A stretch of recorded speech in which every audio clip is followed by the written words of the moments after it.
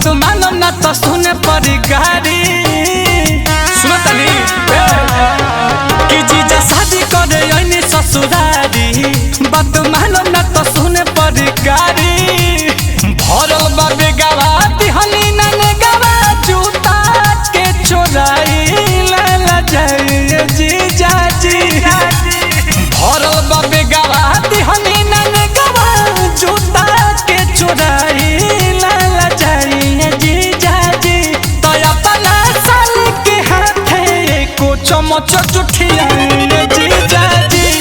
तो अपना साल के हाथे को चमच जुठिया जीजा जी।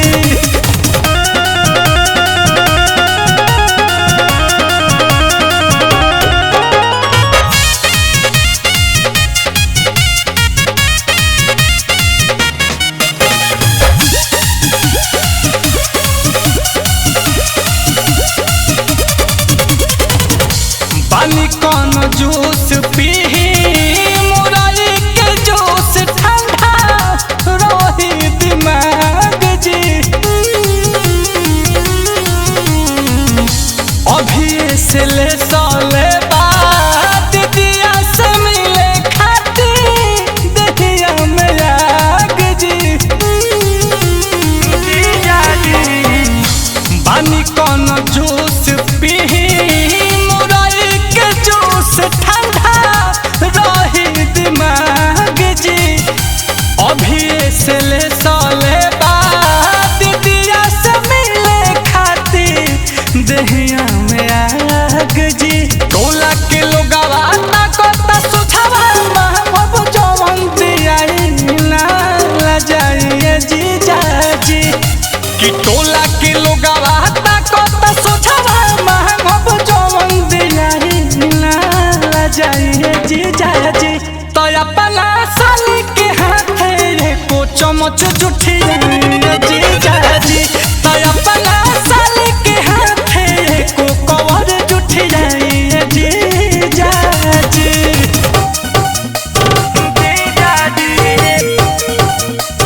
जीजा जी।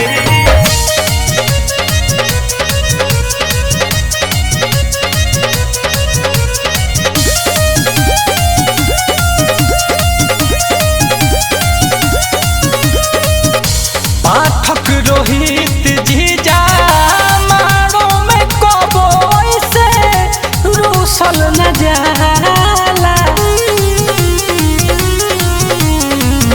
मिलल ससुरारी के हई सुखल चकल तो देख के दूसल न जाला। पाठक रोहित जीजा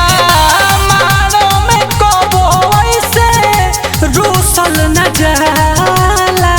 मिलल ससुरारी के हई सुफल चॉकलेटवो के दूसल न जाला। गौरा से नीमन बाटे जीरा हउर नील कमल छोटा का भाई मुहावा बाई जीजा जी। गौरा से नीमन बाटे जीरा हउर रौसल छोटा का भाई मुहावा बाई जीजा जी। अपना साली के हाथे को कवर जुठिया जीजा जी। तो अपना साली के हाथे को चमच जुठिया जीजा जी। ली गिर गइलू।